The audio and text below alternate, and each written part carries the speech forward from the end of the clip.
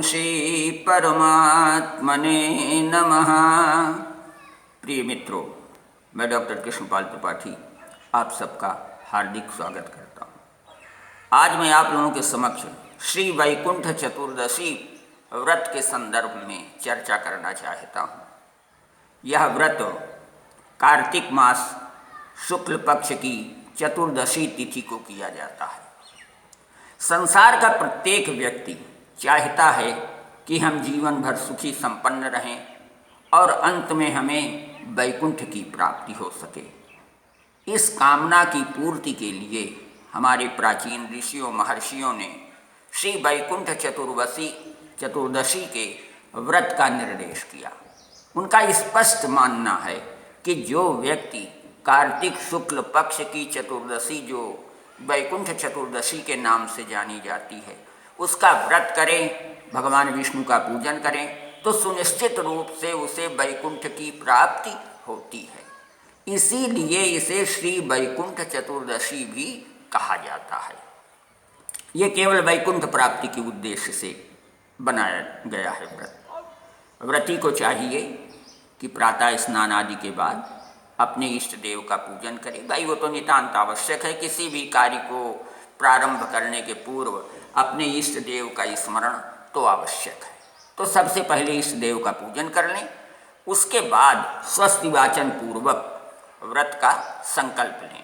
दिन भर उपवास करें, भगवान नाम स्मरण करते रहें, भगवान के श्री चरणों में अपना मन लगाए रहें और रात्रि के समय भगवान महाविष्णु का आवाहन करें और उनका षोडशोपचार पूजन करें, अथवा जितनी सामग्री आपके पास उपलब्ध है उसी से आप पूजन कीजिए। भगवान तो श्रद्धा और विश्वास का भूखा है, आपके पदार्थों का भूखा नहीं है। और अंत में भगवान विष्णु से वैकुंठ प्राप्ति की प्रार्थना करें, यानी पूजन करें। पूजन के बाद उनसे अपना निवेदन व्यक्त करें कि हे प्रभु, हमें वैकुंठ की प्राप्ति कराइए। इसी उद्देश्य से हम आपका पूजन कर रहे हैं। और विष्णु पूजन करने के बाद ब्राह्मण भोजन का आयोजन कीजिए।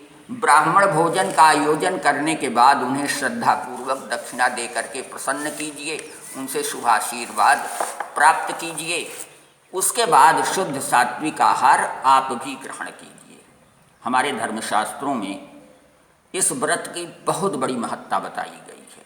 इसका हर जगह वर्णन किया गया है और ये कहा गया है कि जो व्यक्ति एक बार भी श्री वैकुंठ चतुर्दशी का व्रत कर लेता है, उसकी समस्त कामनाएं पूर्ण हो जाती हैं। पूरे जीवन भर सुख समृद्धि पूर्ण जीवन व्यतीत करता है। उसे भोग और मोक्ष दोनों की प्राप्ति हो जाती है। वैकुंठ प्राप्ति तो सुनिश्चित है, उसमें तो कोई संदेह है ही नहीं। इसलिए कि उसी मुख्य उद्देश्य से यह व्रत किया ही जाता है। लेकिन उसकी सांसारिक इच्छाएं भी पूर्ण हो जाती हैं। धन धान्य पुत्र पौत्र इत्यादि का सुख भी उसे पूर्ण रूप से प्राप्त होता है। समाज में उत्तम प्रतिष्ठा प्राप्त होती है। जहाँ जाता है उसके अनुयायियों की संख्या बढ़ती चली जाती है और हर प्रकार का कल्याण होता है। इसलिए जो व्यक्ति समय और सुविधा जिनके पास उपलब्ध हो, उन्हें श्री वैकुंठ चतुर्दशी का व्रत अवश्य करना चाहिए। व्रत बड़ा ही सुंदर है, सरल है, बहुत ज़्यादा कठिन नहीं। जिस प्रकार से अन्य एकादशियों का व्रत किया जाता है, लगभग एकादशी के व्रत के ही नियम इसमें पालन किए जाते हैं। कोई नई चीज़ नहीं है और ना ही इसके अंदर बहुत बड़ा व्यय ही होना है। साधारण व्यय में ये व्रत पूरा हो जाता है और इसका फल आपकी वैकुंठ प्राप्ति है। इससे बड़ा संसार में और सुख क्या हो सकता है। जीवन भर सुखी रहें, अंत में वैकुंठ प्राप्त करें। मित्रों, यदि ये सब बातें आपको अच्छी लग रही हों तो आप YouTube में अंग्रेजी में डॉक्टर कृष्णपाल त्रिपाठी सर्च कीजिए।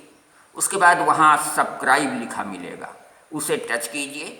मेरा चैनल सब्सक्राइब हो जाएगा और नित्य नए वीडियो आपको देखने को मिलेंगे। तमाम शिक्षाप्रद चीज़ें मेरे वीडियो में दी गई हैं, जैसे मंगला मंगली का विचार, कन्या के लिए सुयोग्य वर प्राप्ति का विचार, उपाय क्या करना चाहिए। ये सारी चीज़ें मेरे वीडियो में आपको पर्याप्त मात्रा में मिलेंगी। और आप चाहेंगे, कोई सुझाव देंगे तो उसे भी मैं स्वीकार करूँगा।